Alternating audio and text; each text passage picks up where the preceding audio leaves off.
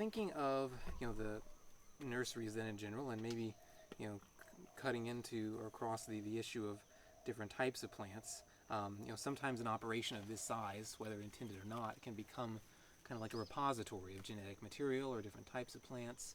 So, what are your thoughts on the role of maybe Leilani nepenthes specifically, or just nurseries in general, on preservation, if not conserving species, but maybe as far as preserving types like Victorian hybrids that we've had for quite a while now.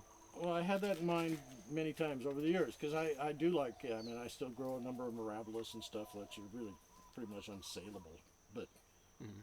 still I appreciate all the different forms and everything, and I do have a fondness for the Victorians and some of the other earlier breeding programs, and I keep Lecouf's Isle de France over there, and Boisiensis is other one, and I used to want to collect those things.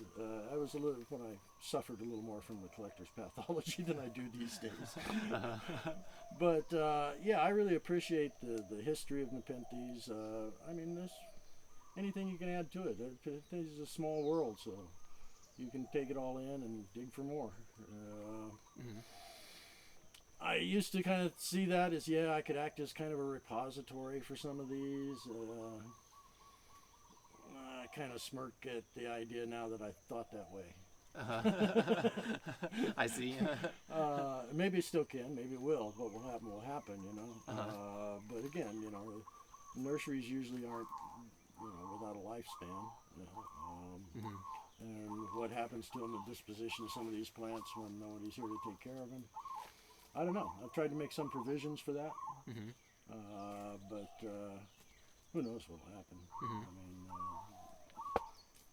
yeah, I would like to think of it. But I used to also take the conservation issues more seriously. Like, I mean, compared to most growers on the mainland, and like this is a huge operation. If I can't contribute to reestablishing a population of species, I'm pretty sure you can't either. Well, And I've tried. well, yeah, you've bred a few species, right? Rafflesiana, Fusca. And the Biac form of Insignis was my favorite one because the others are fairly common, but and I had happened to end up with 3 specimens of that and 2 sexes, so I was able to breed that once, and I still have a few of those around here. Mm-hmm. Most of those got sent out Mm-hmm. and got sold, and again, the fate of sold plants, they rarely write back to me. Mm-hmm. I get a lot of witness home things.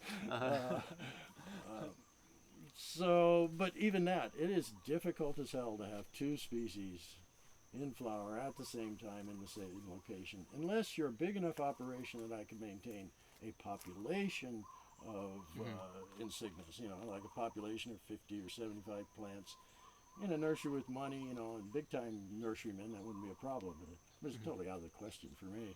Mm-hmm. So best I can do is produce a half dozen plants at any one time that might bloom, and you're not going to rebuild anything that way. Mm-hmm. In fact, you'd be lucky if anything you produce would ever make it back to nature. Mm-hmm. It's a nice, noble intention, very impractical adventure.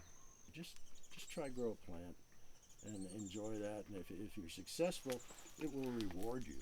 There is a gratification to growing a plant, whether it's Nepenthes or anything else, or raising an animal to watch it thrive and get bigger and respond to love and care. I get twisted because some of them, like when I produce a Grex and it's down to 1 or 2 of them left, I hate to think, oh God, this one's going extinct.